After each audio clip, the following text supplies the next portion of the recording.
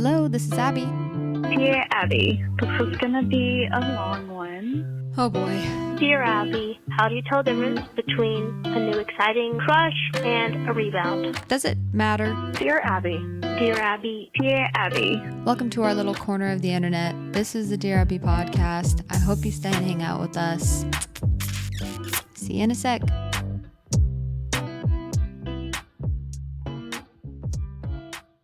Hello. Welcome back to another episode of Dear Abbey. I'm your host. My name is Abby. Very happy to be here on this beautiful Thursday. Hope everybody has some fun plans. It's what's the holiday? Memorial Day weekend, I believe. And usually that means you have Monday off. So maybe you guys have some fun Memorial Day plans planned. I know I do.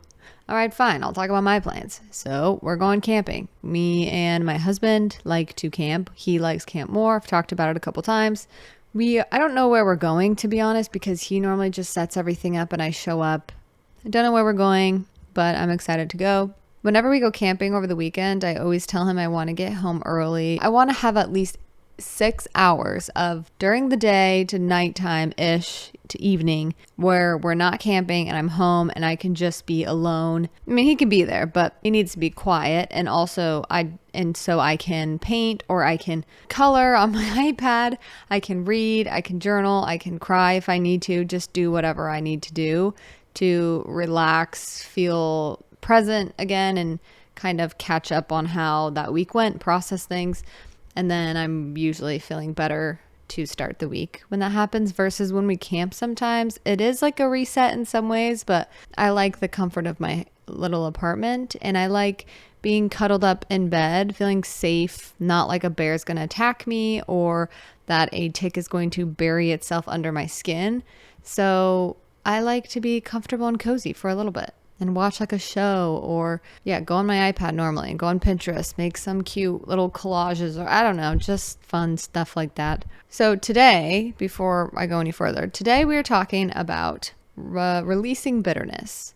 This is something that I experience daily almost now, and I've talked about it a little bit in the past, and I will keep talking about it because I think a lot of us experience bitterness, and not necessarily meaning we are actually very bitter all the time, but we have that side of us that can present itself with bitterness, and that's kind of the voice, not necessarily a voice you can hear, but a thought process that comes from maybe a part of us that is bitter about something or that is holding on to something. So this is definitely something I struggle with. And by struggle, I mean I have those thoughts and feelings of bitterness, and sometimes it pops up naturally, almost like an immediate response to something that bugs me or that could possibly be, lead someone to do something bad, which might hurt someone else. But then I'm overly analyzing other people's wrongdoings and also my own. So we're talking a little bit about that and forgiving and it's just that kind of thing. Also, alongside that, we can develop bitterness from other people making us feel bad growing up, even when we were young to middle-aged to now being in your 20s.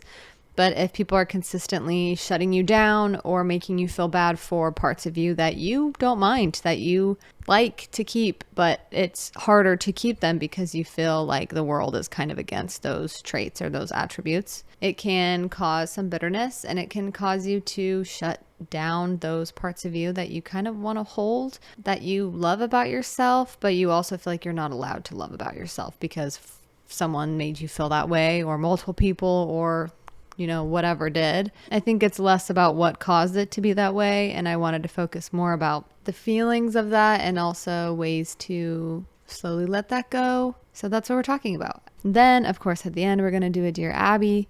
And that'll be it for today's episode. But first, we're going to do life updates like normal, some dubs and L's. So dub for this week is I have had a lot of annoying medical appointments, paying small tiny bills here and there for things, for therapy and medication, and when I got sick and, going to urgent care, like random stuff like that. And sometimes when you are struggling and you feel a bit overwhelmed, you compile a bit of a list of things to do. So that could technically be an L, but not for this week. This week was the dub part where I finally checked off a couple of those things. I finally sat down and completed a couple of those tasks. That way I'm not having 1,000 things in the back of my head that I have to do. I learned this in yoga teacher training from a story that was told to us about a woman who, I believe her son died in a car crash.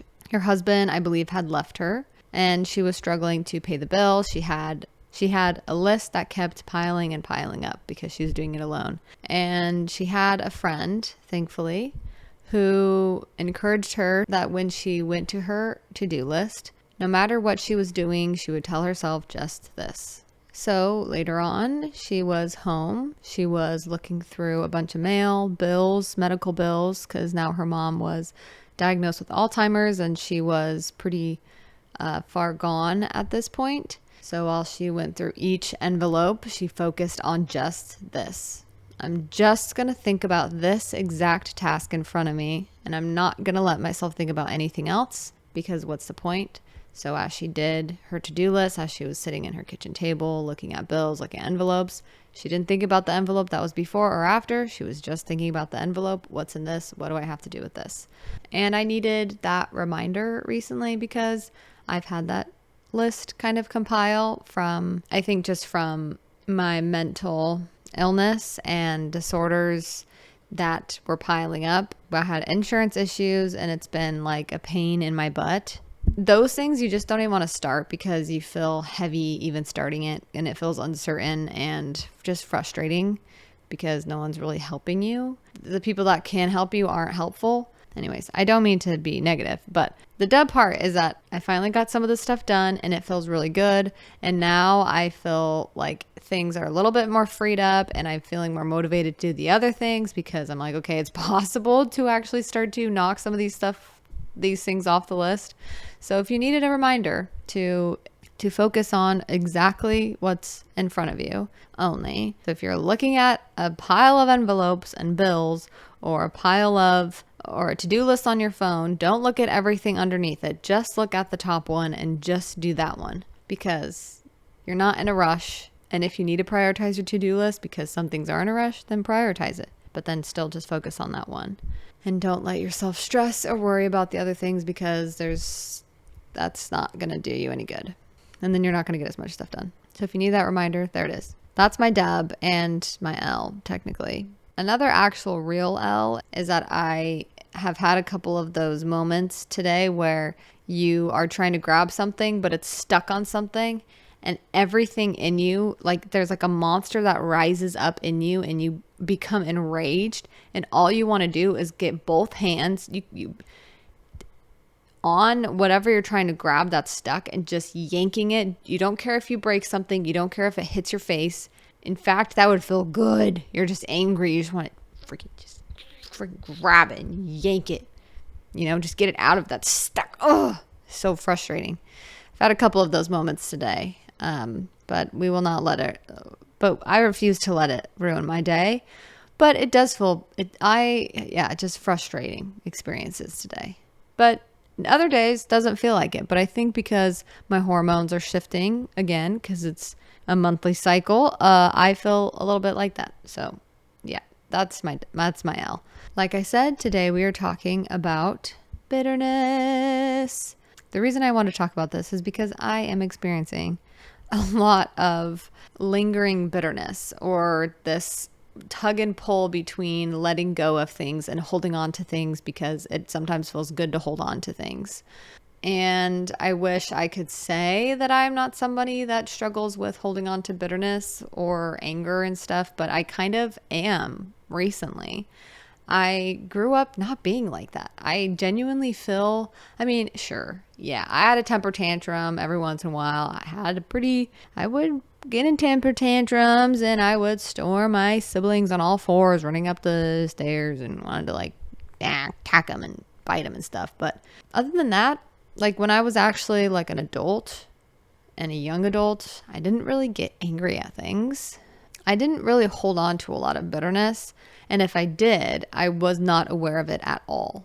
But now that I am trying to, I think, rid myself of some of this, I'm noticing how much I do hold on to things and hold on to hurt, basically. It's really interesting because I don't know what I think it's giving me, but my guess is it feels good sometimes to hold on to things because it makes us feel right. Almost like when you get broken up with and you're like, okay, well, I'm going to get vengeance, and I'm going to be hotter and whatever, which is not the worst thing, but it's better than self-loathing because that's just hurtful. But that mindset of getting back at somebody is not helpful. And it's not something that I want to become or practice and do in my life. Sometimes naturally, that's just where my brain at least wants to go.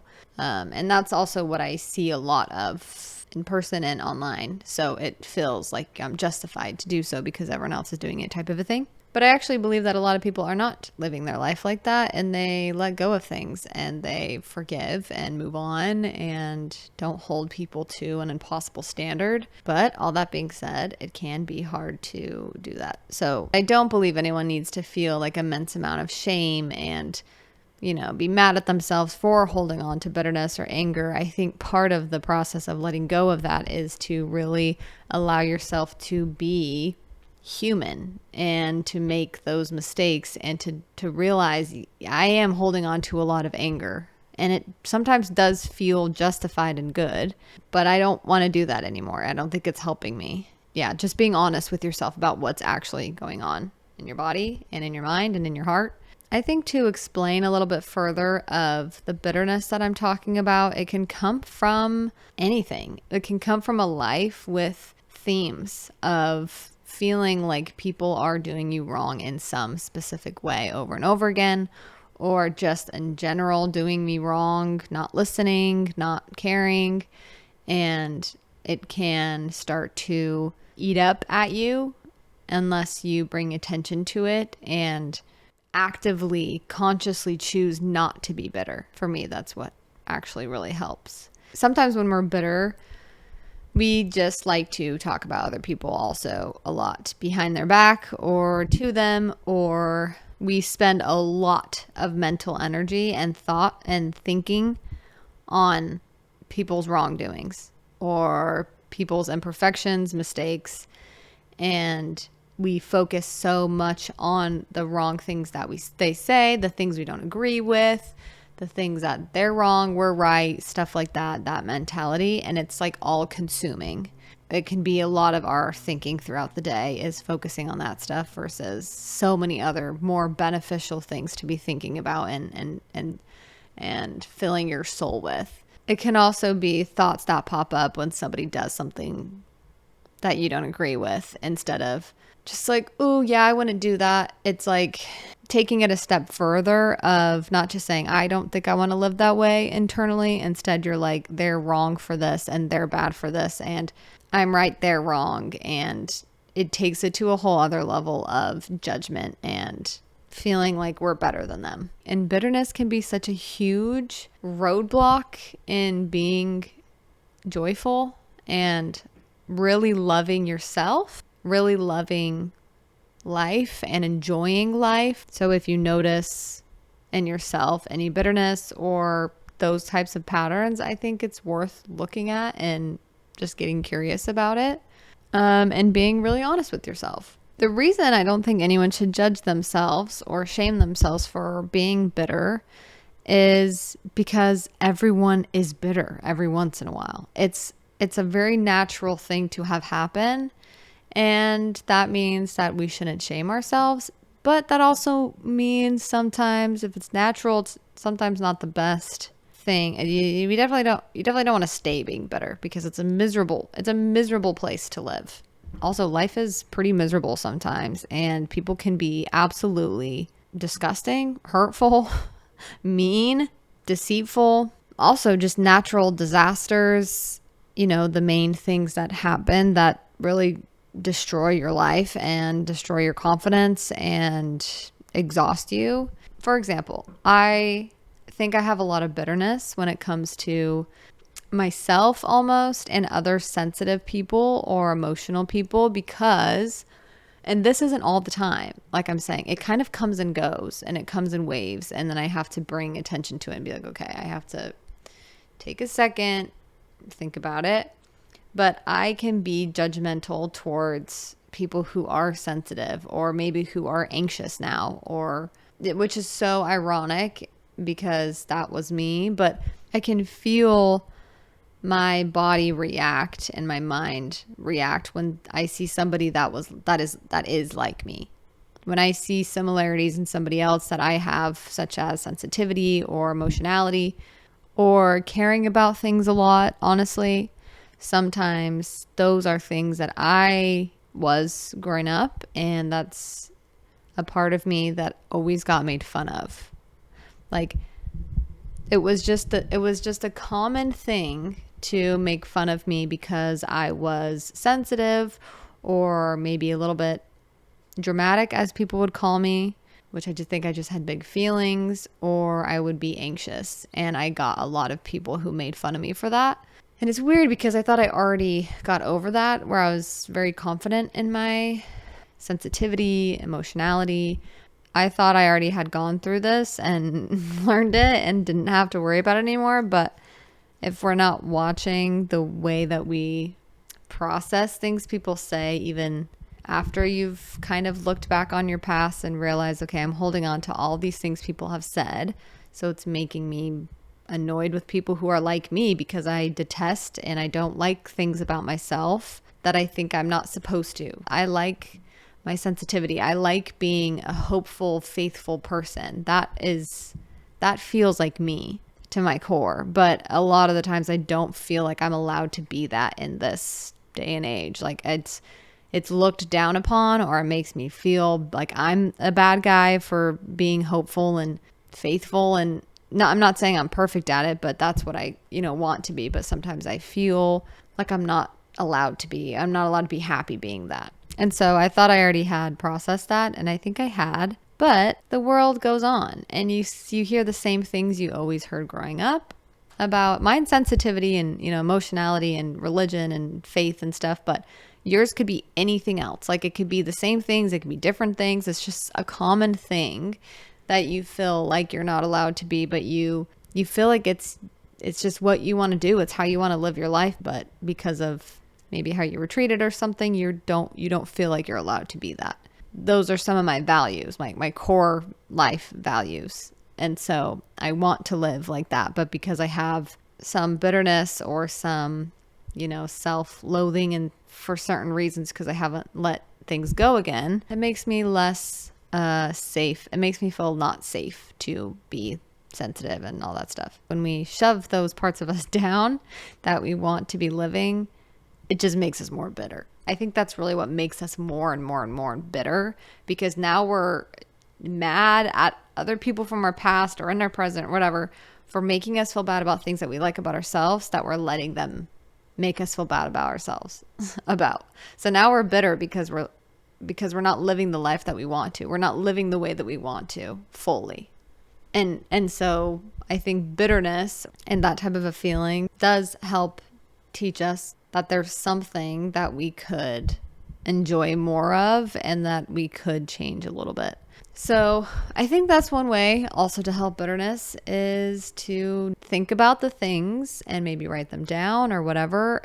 The things that people say, do, did, said to us growing up, now, or even maybe a narrative on social media that you see if you like to scroll, or just in your neighborhood or in your life or at work, that is damaging to you. And that also is maybe getting in your subconscious a little bit and floating around in the back of your head, making you believe something about yourself that isn't true. And then from there, I think you can start to debunk that and realize, okay, wait, why am I doing this? Why am I acting like this? Why am I so bitter? I mean, I'm not a therapist or anything like that. I don't know what I'm talking about most of the time. This is from my own experience, but I'm sure there's a big aspect of processing if people really hurt you and letting yourself feel hurt by that, because then you know that it meant a lot to you. A big disservice I think we do to ourselves is by not acknowledging when things really, really hurt us and not letting us feel or digest and understand that hurt. We normally shove it down or say, oh, we're fine, because yeah, we are walking around, we're living life. You are fine in that sense. But if you want the full expression of, I think, who you are and your soul, as dramatic as that is, I think we need to let ourselves understand our hurt and feel it, because that kind of guides us to what really matters to us. And I think it just opens up another world inside of us. So I think that's one way out of bitterness as well.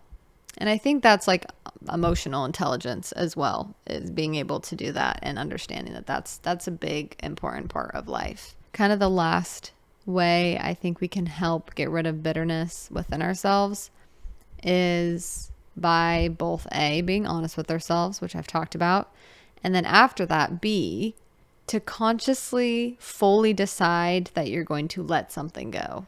And that could be after feeling the hurt, that could be after processing whatever needed to be processed mentally, emotionally, physically, whatever. Sometimes it takes a very conscious decision to let it go along with that, by refusing to let that back in and by refusing to live your life according to that hurt. That's like the comeback energy, I think, that we get when we want to really start getting rid of being bitter, by living the way we actually really want to live and what we value, and by working and living towards that. That way you feel and you are empowered to do so. You can at any point in your life decide to change. You can at any point in your life decide to let go of bitterness. And it might come back. It might be a whole healing process. It might turn into something bigger, and then it might be gone, and then it might come back. Like for me, it's come back like a couple times. But again, I think that also has to do with, just because you learn something once doesn't mean you don't have to do maintenance on it. Just because you buy a new car doesn't mean you don't have to fix it up every once in a while, buy new tires, make sure everything's running smoothly. Weird analogy, but the point is, things come up again, and people may say the same things that they used to say to us when we were younger. And so it's just another way that we can understand ourselves deeper and use the same tools that we did originally to get over a hurt, or to let go of bitterness or anger, or, to forgive, to feel better. And just because you feel frustrated or triggered by something, it does not mean that you are starting at square one again. It doesn't mean that you have to do the exact same huge process. If you went through a whole healing phase or big grief stage, it doesn't mean you have to have it be that big again. It doesn't mean that's what you even need. It just could be you need a little bit of that, and you need to figure out what you need now, because you could be past that stage and you actually don't need that big old thing anymore, but things do still affect you and you still get triggered by things. But it doesn't mean you're starting from square one, or that it doesn't need to be a big old fiasco again. It can just be a small shift and a little journal entry or something. Okay, well, I hope that is helpful. I don't even know if anyone is bitter out there, but I am sometimes. And I want to give a disclaimer that I'm not a super angry and bitter person, because at my core, I know I'm not, but we're all human. And sometimes it just slips in. You don't even realize what's happening. And you're like, oh, I need to let that go. So let's do a Dear Abbey, and then we will wrap up today's episode. Dear Abbey, I just wanted to say that your podcast has been so helpful and impactful for me. I just recently got diagnosed with OCD and bipolar 2, and am in the middle of navigating therapy meds and figuring things out. That is scary similar to my life, and I just want you to know, I know the craziness of that, and it feels good, feels bad, feels confusing, feels relieving, doesn't feel relieving. All the time. Just all of it. I wanted to ask how you shared your diagnosis with family and friends, and for tips for talking about it without being too open, honest, and scaring them away. ... I feel like I get so in my head and don't want to feel like everyone in my family will be gossiping about me and knowing my deepest issues, if that makes sense. Do you think it's even necessary to share a diagnosis with everyone, Also, did you wonder, what if this isn't the right diagnosis? Or what if this is something else? I'm worried I'll share this and with people only to be like, just kidding, it was something else, and them not take me seriously. Sorry for rambling, but I'm sure you understand. Sending love from Arkansas. There are 3 questions in there. I want to answer all of them. 1, do you think it's necessary to share your diagnosis with everyone? I personally do not think so. But I also started a podcast where I literally do that exact thing. So who am I to say that, But I definitely didn't tell like all of my family members exactly what was happening. People would hear from other people. I don't know, talk around the town. Mostly my mom would just tell people, which was fine. But she didn't tell like my deepest parts of it that I think only she really knew, and people that I would tell. But really not a lot of people know, even to this day, I think, the real depths of it and saw the real depths of my mental issues. But I think you can catch a vibe, and I think you are fully capable, and you have like the intuition or whatever you want to call it to make the right decision about how many people you would want to tell and when is the right time and how much to tell. But my 2 cents in that would be, only share it with people who you know will not judge you. And how do you know that? I feel like it's just how long you've known someone, if they're family or not. And it doesn't mean blood related, just like if they're family. You know when people are family and when they're not. You just know. You know they love you because they show up for you. They see you, they know you, they love you. Even if they don't fully understand, they can still love you and not judge you. So I think those people, it can be really helpful to tell, because then in social situations or in certain situations, you have somebody who at least knows that you struggle badly with something and you have a listening ear. But I also don't know if I did everything the right way. So it might have been helpful if I just told my family like, hey, just so you know, one-on-one type of a thing, not like in a group text. That would be weird. But one-on-one, like, hey, just like I was diagnosed with this and this is how I struggle. And I'm telling you this just because I love you and I trust you and I want you to just know maybe a part of me. And maybe that opens them up to share something that, they have that they didn't know that they could share with someone else. So it could be good to open up to more people so they can open up to you, I guess, if you want that. Okay, next question. Also, did you wonder, what if this isn't the right diagnosis? All the time. I would think about, I still to this day, sometimes I'm like, I don't even know if I have OCD. I think it's just real. I'm not sure if this is OCD or not. How can I be totally 100% sure without a doubt that this is OCD? Those exact types of thoughts, feelings, like intrusions of, you don't have OCD, this is real, I have that all the time. And so I get the concern of not wanting to tell people anything because you're scared it's going to be wrong. So yes, I did feel that way a lot. I also think you need to know why you're sharing it with someone beforehand before just sharing, just to share. The people that love you won't care also if you change your diagnosis.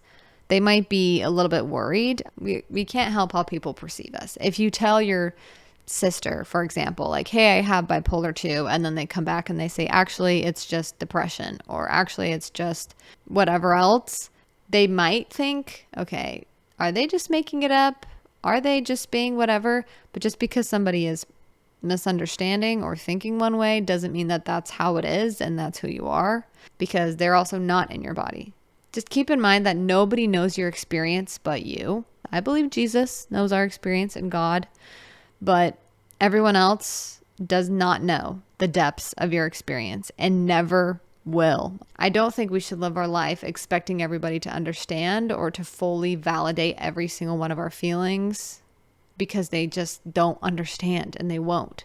Just like I have to remind myself that I will never fully understand a lot of the people in my life, but I can still love them, support them, believe them when they say something, support them. So just beware of, if you're trying to tell people to get a lot of validation. I think people can validate as much as they can, but ultimately you are the one in your body, you are the one in your brain, and you understand yourself and you can validate yourself and your experience. So if somebody judges you, or if you get the diagnosis wrong, or if your doctor gets the diagnosis wrong, or your psychiatrist or something, it's not the end of the world. Then you'll figure it out and then you can move forward with whatever, and who cares what other people say. You can't control it anyway. And if your family is concerned about you, it's because they do love you and they want you to be happy. Well, that is it for today's episode, everybody. Thank you so much for listening to my podcast, Dear Abbey. If you are interested in listening to more, I have so many episodes now. I have 100-something episodes now. So there's plenty of episodes you can go binge. Please, I love when I see people listening to my podcasts from a long time ago. Normally podcasters cringe at their original ones, but I think they're just fun. I was new. I didn't really know what I was doing. It was fun. So it was kind of less serious, which I kind of liked. So go check out. I have so many episodes, and I need to get better at my naming convention. I kind of want to go back and rename some of my episodes so that people can find what they're looking for a little bit better. And so maybe I should probably do that, huh? But if you want to support the podcast, you can like and subscribe or comment on YouTube. I post every week, as well as leave a rating and a review on Apple Podcasts and Spotify Podcasts.